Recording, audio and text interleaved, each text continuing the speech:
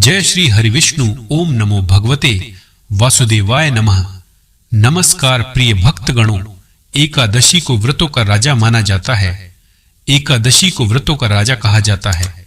अगर कोई व्रत है जो कि शास्त्रों में वर्णित है और कहा गया है कि जीते जी तो छोड़िए, मृत्यु के बाद भी इस व्रत का इतना प्रताप है कि यह व्यक्ति को नरक योनि से मुक्ति दिला देता है, इतना बड़ा है एकादशी का व्रत, तो अब हमें अगर कुछ पूंजी बटोरनी है तो वो है एकादशी का व्रत करना। व्रत नहीं कर पाते हैं तो नियम और उपाय तो आप लोगों को करना ही करना है, गांठ बांध लीजिए। श्रीमद् भगवत गीता में भगवान श्री कृष्ण जी ने अर्जुन को उपदेश देते हुए कहा था कि संपूर्ण व्रतों में एकादशी का व्रत मेरा ही स्वरूप है। इस कारण एकादशी के व्रत की महिमा ज्यादा हो जाती है और प्रत्येक माह की शुक्ल पक्ष और कृष्ण पक्ष की एकादशी तिथि के दिन एकादशी व्रत धारण किया जाता है। प्रत्येक एकादशी व्रत का अपना विशेष महत्व माना गया है। इसे एकादशी 11 व्रत के नाम से जाना जाता है। भगवान श्री कृष्ण भगवान विष्णु को यह तिथि अति प्रिय है। सभी प्रकार के पाप और ताप को नष्ट करने वाली है तथा भगवान विष्णु के धाम को प्रदान करने वाली है। इसी प्रकार पितृपक्ष में जो एकादशी आती है, उस एकादशी को इंदिरा एकादशी के नाम से जाना जाता है। हिंदू शास्त्रों में ऐसा कहा गया है कि इस इंदिरा एकादशी व्रत को धारण करने से और भगवान श्री हरि विष्णु की पूजा करने से भगवान विष्णु की कृपा के साथ साथ हमारे पितरों का आशीर्वाद भी आपको प्राप्त होता है। शास्त्रों के अनुसार जिस प्रकार से आप भगवान श्री हरि विष्णु जी की पूजा आराधना एकादशी के दिन करते हैं, उसी प्रकार से इंदिरा एकादशी के दिन श्रद्धा पूर्वक अपने पितरों का स्मरण भी करना चाहिए।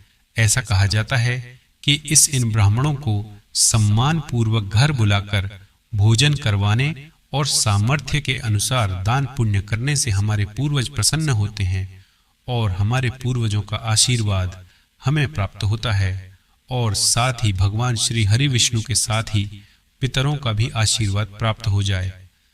फिर तो आपके जीवन में कोई भी कार्य हो उसमें रुकावट नहीं आती है, आपको सफलता प्राप्त होती है, पितृदोष से भी मुक्ति मिल जाती है और सभी कार्य निर्विघ्न रूप से पूर्ण होते हैं। जीवन में सफलता की प्राप्ति होती है, सुख समृद्धि की प्राप्ति होती है, संतान की प्राप्ति होती है, विवाह में आ रही बाधाएं दूर होती हैं। घर में अगर पितृदोष की वजह से मांगलिक कार्य रुके हुए हैं तो पितरों की कृपा से मांगलिक कार्य भी नियमित रूप से संपन्न होते हैं। इसलिए पितृपक्ष में आने वाली एकादशी विशेष रूप से बहुत महत्वपूर्ण होती है, क्योंकि इस दिन भगवान विष्णु के साथ में पितरों का भी आशीर्वाद मिल जाता है। तो प्रिय भक्तगणों, आज आप सभी जानेंगे अश्विन माह कृष्ण पक्ष 2024 में इंदिरा एकादशी का व्रत कब है, 27 सितंबर या 28 सितंबर। और आप सभी जानेंगे इंदिरा एकादशी व्रत के महत्व के बारे में, शुभ मुहूर्त के बारे में, पारण समय के बारे में, पारण यानी व्रत कब खोलें और किस चीज से पारण करें, हमें किस प्रकार से आज के दिन पितरों की पूजा करनी चाहिए, इंदिरा एकादशी व्रत कैसे करें, एकादशी के व्रत में चाय पी सकते हैं क्या, एकादशी का व्रत क्या खाकर तोड़ना चाहिए, किन वस्तुओं का दान करना चाहिए, व्रत शुरू करने के लिए कौन सी एकादशी सबसे अच्छी है, महिलाएं अगर पीरियड से है तो व्रत और पूजा कैसे करें, घर में अगर सूतक लग जाए तो क्या एकादशी का व्रत रख सकते हैं। सारी बातें आज के वीडियो में हम जानेंगे।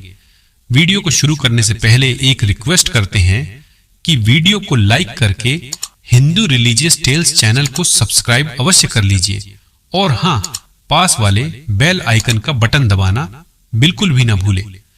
प्रिय भक्तगणों, पूरे वर्ष में कुल 24 एकादशी आती है, लेकिन जिस साल अधिक मास किया पुरुषोत्तम मास आता है, उस साल 2 अधिक एकादशी यानी कुल मिलाकर के 26 एकादशी आती है।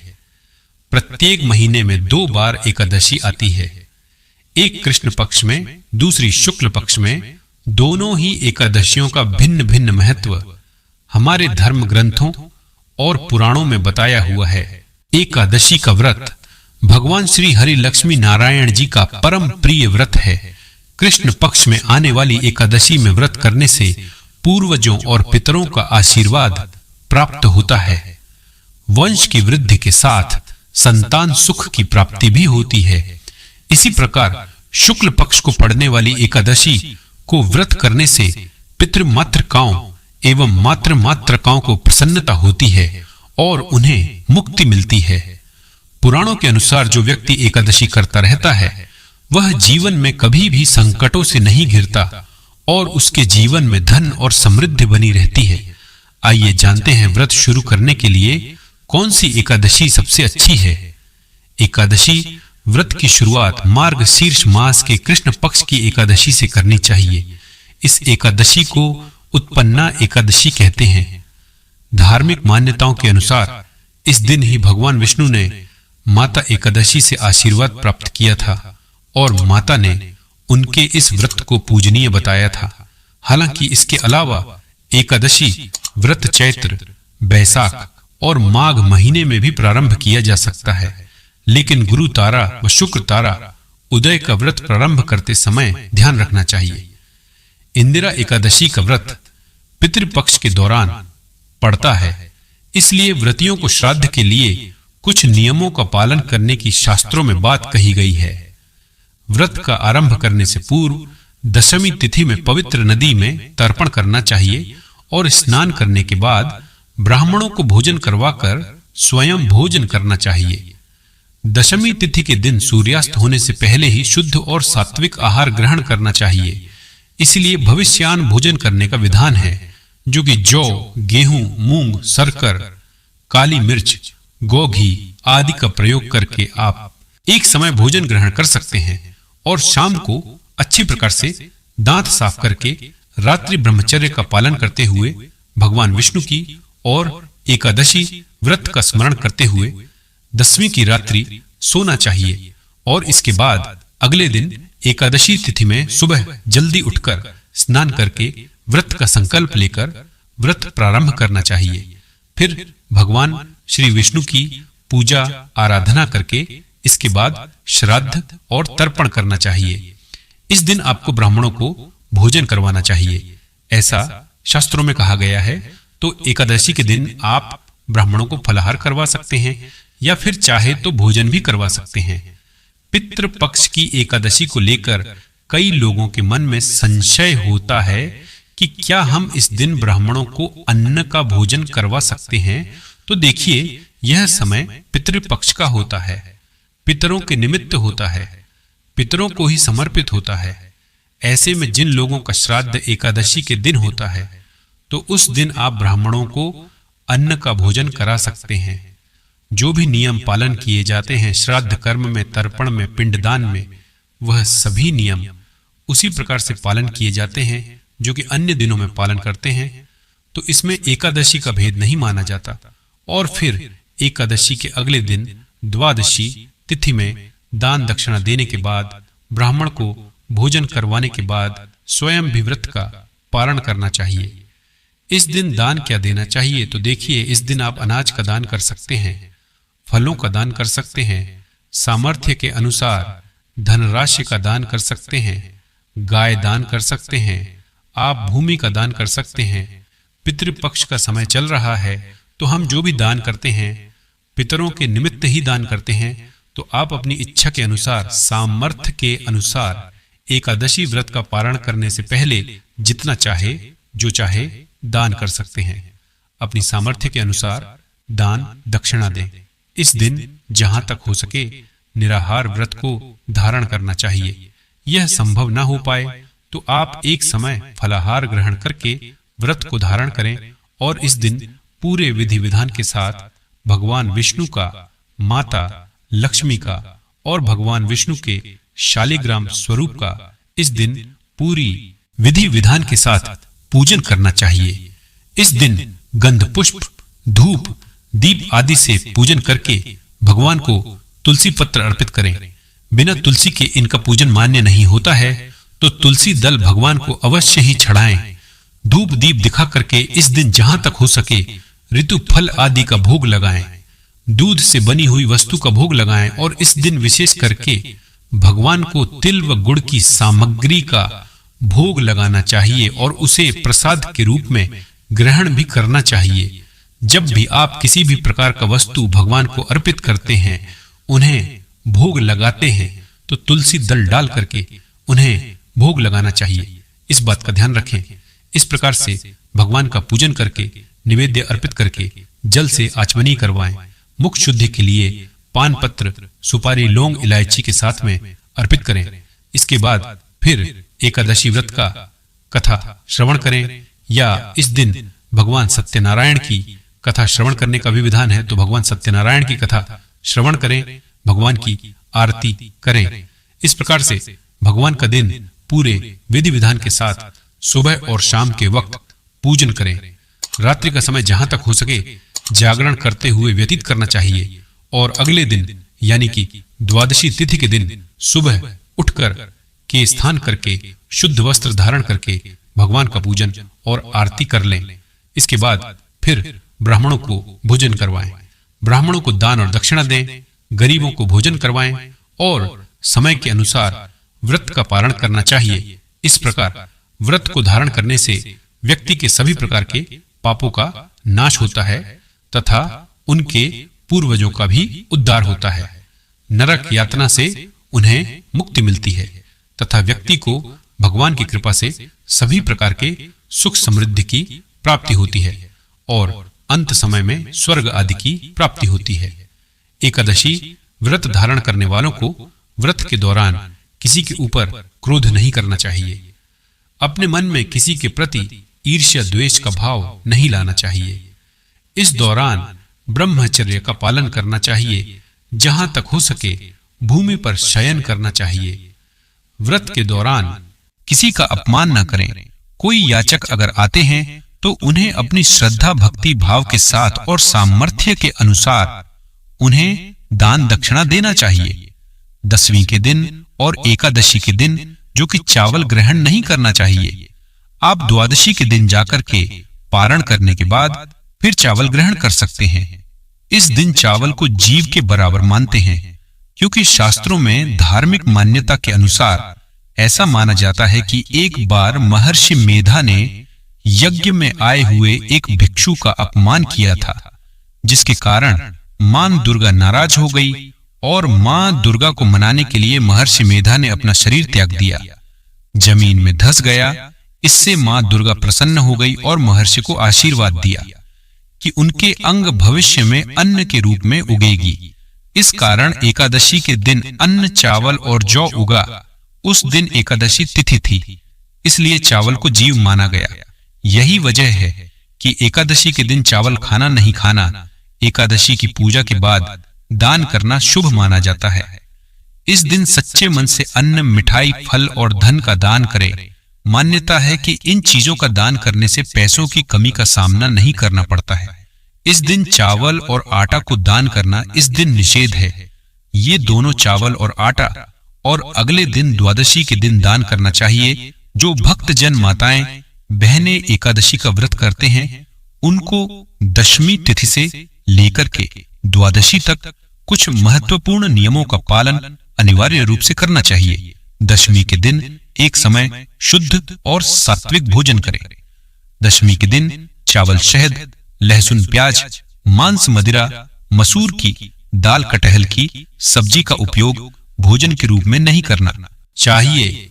दशमी के दिन पराये अन्न अर्थात दूसरे के घर का भोजन नहीं करना चाहिए। ब्रह्मचर्य व्रत का पालन करें। एकादशी के दिन अन्न नहीं खाना चाहिए, केवल और केवल फलाहार करना चाहिए। सर्वोत्तम फलाहार गाय का दूध एवं फल माना गया है। एकादशी के दिन आप चाय पी सकते हैं, कोई दोष नहीं लगेगा, लेकिन ध्यान रखें आपको इस दिन फलाहार में हल्दी का उपयोग नहीं करना चाहिए। एकादशी के दिन पान नहीं खाना चाहिए। एकादशी के दिन कोई भी अभक्ष भक्षण जैसे लहसुन, प्याज, मांस, मदिरा का उपयोग नहीं करना चाहिए। एकादशी के दिन घर में चावल का उपयोग नहीं करना चाहिए। चावल बनाना भी नहीं चाहिए और चावल खाना भी नहीं चाहिए और चावल इस दिन पूजा में भी उपयोग नहीं करना चाहिए। एकादशी के दिन यदि आपके घर परिवार में जन्म अथवा मृत्यु का सूतक लग जाता है तो ऐसी परिस्थिति में आप एकादशी व्रत तो अवश्य करें, सभी नियमों का भी पालन करें, लेकिन आपको भगवान का स्पर्श या पूजन अर्चन नहीं करना चाहिए। अगले दिन जब आप व्रत का पारणा करते हैं तो सूतक की अवस्था में जल या तुलसी पत्र या फल या फलाहारी वस्तु से व्रत का पारणा कर सकते हैं। यदि आप यात्रा में हैं या कहीं बाहर है और पूजा पाठ या पारणा की व्यवस्था नहीं हो पा रही है तो आंख बंद करके मानसिक रूप से मन में सभी वस्तु का, सभी विधि का ध्यान करते हुए यदि आप एकादशी व्रत करेंगे तो आपको एकादशी पूजा का व्रत का पूरा पुण्य प्राप्त होगा, क्योंकि हमारे धर्म ग्रंथों और पुराणों में मानसिक पूजा का भी विधान बताया गया है। और इसी तरह यदि कोई माताएं बहनें मासिक धर्म पीरियड की अवस्था में रहती हैं तो ऐसी अवस्था में भी उनको व्रत करना चाहिए, व्रत के नियमों का भी पालन करना चाहिए, लेकिन उनको भगवान का स्पर्श या पूजन अर्चन नहीं करना चाहिए। साथ ही जो माताएं बहनें गर्भावस्था में हैं, गर्भवती है, तो उनको अपने बालक का, अपने शिशु का, गर्भस्थ बच्चे का ध्यान रखते हुए ही एकादशी व्रत करना चाहिए। अच्छी प्रकार से फलाहार करके वह व्रत कर सकती हैं, लेकिन कोई भी इस दिन गलत काम ना करे, किसी भी प्रकार का पाप कर्म बिल्कुल ना करें। आपको अच्छे मन से, पवित्र अवस्था से एकादशी व्रत का नियम विधि विधान से पालन करके ही करना चाहिए। अगर जाने अनजाने में आपसे कोई त्रुटि हो जाती है, गलती हो जाती है, तो प्रभु से आप क्षमा याचना अवश्य कर लीजिएगा। प्रभुत्व कृपा निदान है, दयालु है, आपको क्षमादान अवश्य ही प्रदान करेंगे। तो आइए जानते हैं इंदिरा एकादशी के शुभ मुहूर्त के बारे में। आश्विन मास कृष्ण पक्ष की एकादशी तिथि प्रारंभ समय जो कि 27 सितंबर 2024 दिन शुक्रवार दोपहर 1:21 और एकादशी तिथि की जो समाप्ति है वह 28 सितंबर 2024 दिन शनिवार दोपहर 2:50 पर एकादशी तिथि की समाप्ति है। तो शुद्ध रूप से सभी भक्तगण एकादशी का व्रत सूर्योदय व्यापिनी और द्वादशी युक्त व्रत के लिए जो समय प्राप्त हो रहा है, तो 28 सितंबर 2024 दिन शनिवार को सभी भक्तगण एकादशी का व्रत धारण करेंगे। 27 सितंबर को 10वें दिन के नियमों का पालन करेंगे। 28 सितंबर को व्रत धारण करेंगे और 29 सितंबर को इस व्रत का पारण किया जाएगा। एकादशी व्रत का पारण हरिवासर समाप्त होने के बाद करना चाहिए। हरिवासर का समय द्वादशी तिथि का पहला चौथाई हिस्सा हरिवासर का होता है, तो द्वादशी तिथि की समाप्ति है वह 29 सितंबर 2024 दिन रविवार शाम 4:49 पर द्वादशी तिथि की समाप्ति है। तो सभी भक्तजन व्रत का पारण 29 सितंबर रविवार के दिन करेंगे। पारण का समय सुबह 6:12 से सुबह 8:35 तक इस व्रत का सभी भक्त गण पारण कर लेंगे। इस व्रत का पारण जो कि गुणेन पारण यानी कि गुणों से इस व्रत का पारण किया जाएगा। यह संभव ना हो पाए तो आप फल या जल से व्रत का पारण करें। एकादशी के दिन ब्रह्म मुहूर्त का जो समय है वह समय सुबह 4:36 से सुबह 5:24 तक होगा। सूर्योदय का समय सुबह 5:49 और सूर्यास्त शाम 5:47। इस दिन नक्षत्र जो कि अश्लेषा नक्षत्र होगा रात्रि 3:38 तक। उसके बाद मधा नक्षत्र सिद्ध योग होगा रात्रि 11:51 तक। उसके बाद शाही योग होगा। 28 सितंबर को राहु काल का समय सुबह 8:48 से सुबह 10:18 तक होगा और 29 सितंबर को राहु काल का समय शाम 4:17 से शाम 5:46 तक होगा। राहु काल समय के दौरान कोई भी शुभ कार्य या नया कार्य नहीं करना चाहिए। भक्तगणों, वीडियो को विराम देते हुए आप सभी से अनुरोध है कि हिंदू रिलीजियस टेल्स चैनल को सब्सक्राइब अवश्य करें। श्री हरि विष्णु और मां लक्ष्मी की कृपा प्राप्त करने हेतु कमेंट बॉक्स में उनका जयकारा अवश्य लगाएं। नमस्कार। जय श्री राम। हर हर महादेव।